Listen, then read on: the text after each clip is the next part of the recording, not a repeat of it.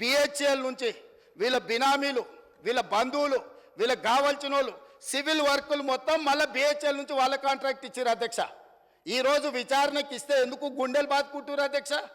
ఉన్నదంతా బిహెచ్ఎల్కి అయితే కేంద్ర ప్రభుత్వము సంస్థకే ఇచ్చినప్పుడు బాధ ఎందుకు పడుతున్నారు అధ్యక్ష?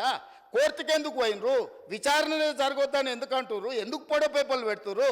ఈరోజు బిహెచ్ఎల్ నుంచి సివిల్ వర్కులు మొత్తము ప్రైవేట్ కాంట్రాక్టర్లకు వీళ్ళ బినామీలకు ఇచ్చిండ్రు. వేల కోట్ల రూపాయలు ఒప్పందాలు జరిగినాయి, అందులో ఫ్రాడ్ జరిగింది.